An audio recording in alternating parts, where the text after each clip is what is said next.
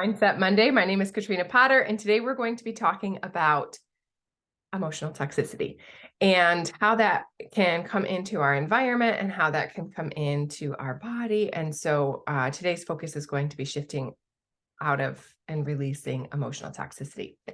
Now, just a logistical thing, last week, I have not yet posted the Wellness Wednesday regarding skincare. I'll be doing that today. You're going to see that coming out. My apologies on it not coming on Wednesday. And also my kids were sick and my focus was on tending to them and not on making a video. So that's where the video is. It will be out today so that you have that. And yeah, so we'll get going on that. All right, so today's topic is emotional toxicity. And I think on Wednesday, we're going to be talking about toxins in our environment. There are toxins that creep in just about every little nook and cranny, from our food to our skincare to our beauty care. There's statistics that show that the average woman consumes about 5 pounds of toxins over the course of a year, just in beauty care habits alone. So toxins is a big deal. And also, if we only focus on reducing the tangible toxins in our environment, we're missing out on a huge aspect, which is emotional toxicity that's can be held in our body. Now, on the Setting Foundation video, I talked a little bit about emotion code and how emotions can get trapped in our body. So if you haven't seen that video, maybe go back and watch that, just because I'm not going to dive completely into all of that today. But the relationships that we have, the memories that we hold on to and have stored regarding our traumas or dramas of our childhood and our past can be stored in our body and can significantly impact our health. So let's first just write down. So we're going to do a little hands-on. So if you don't have your pen and a piece of paper, go grab that. I'm going to pause my video. You're going to want to, on a scale of 1 to 10. So 1 meaning really heavy, 10 meaning light and free. You're going to rate how you feel in your different categories of your life. So the first one, let's do your family unit. On a scale of 1 to 10, how do you feel within your family unit? Whatever number comes up. Then the next one, you're going to score within your work relationships. Then the next one, your spiritual relationship.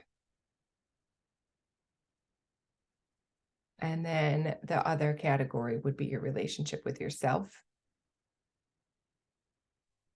And then the last category would be relationship with friends.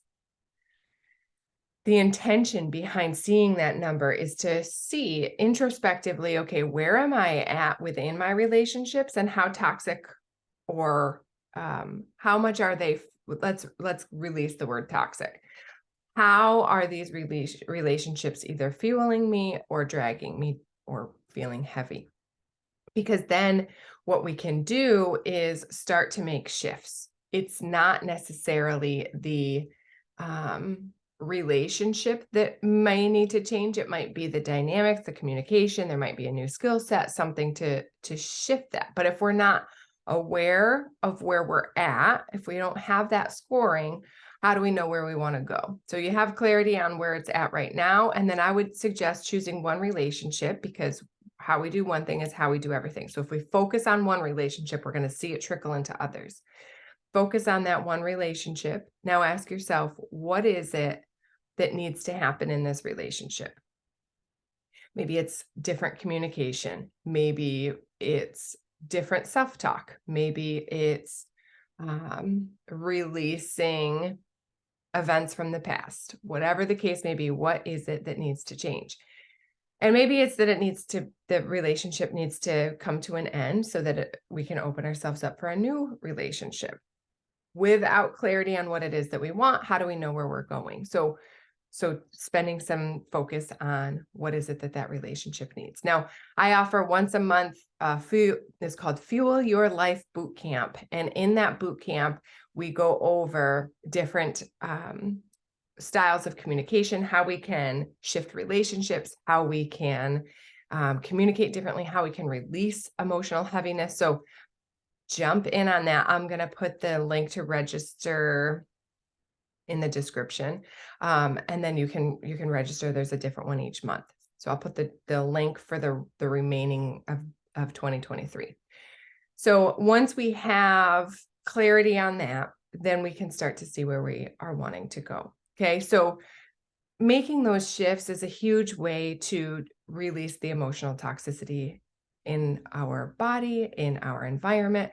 We are the average of the 5 people that we spend our most amount of time with.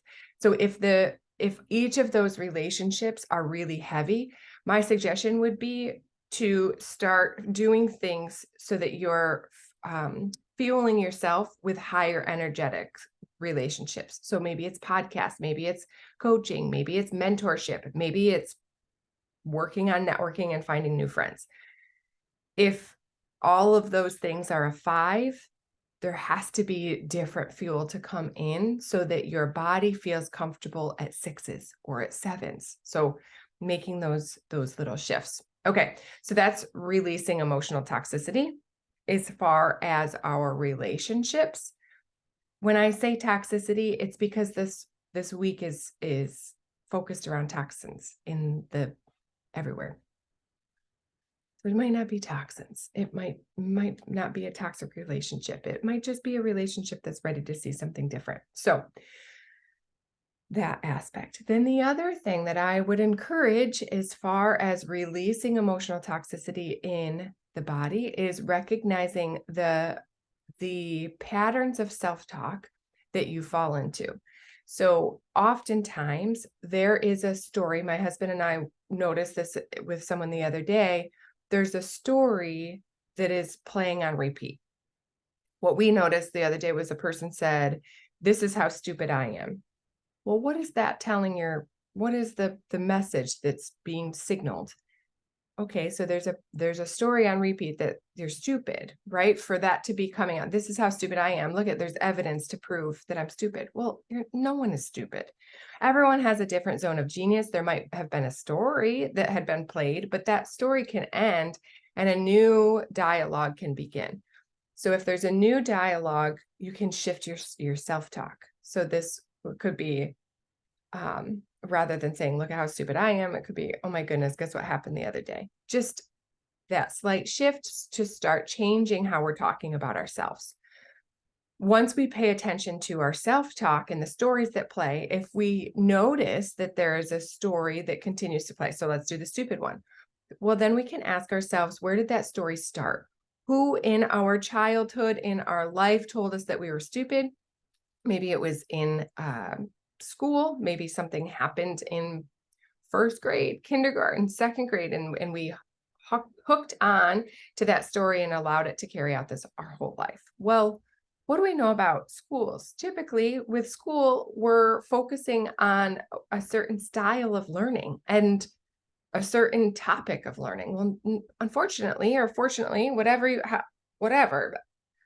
The fact is we all have different areas that we're good at, and some person can be super hands-on.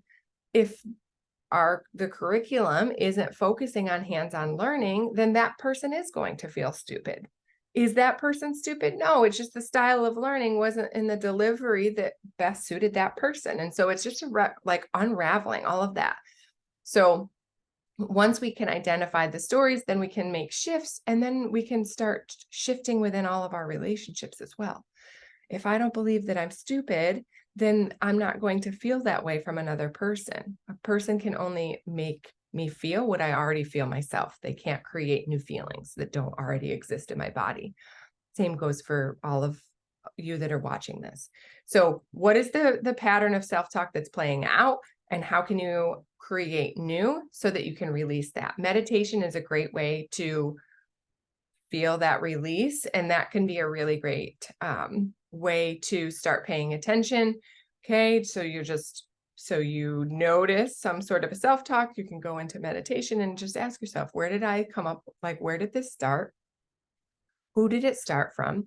Was that their story or my story? Their story, always their story. Okay, what do I want to create for myself? Well, look at all of these, just as we've found facts or found evidence to show that we are stupid, if that's the self-talk, there's also evidence to support that you're not. Look at all of the things that you have done. Look at all of these accomplishments. Look at all of these choices that you have made. Okay, so there is evidence for both stories. We just have to choose to find the opposite evidence. So 2 things for today: rating on each of the categories, and also paying attention to the self-talk, identifying where it's coming from, and what is the new pattern. Those are the 2 things that are my suggestions as far as releasing emotional heaviness or emotional toxicity, as we're talking today, and stepping into a higher emotional vibration once we can release all of that out.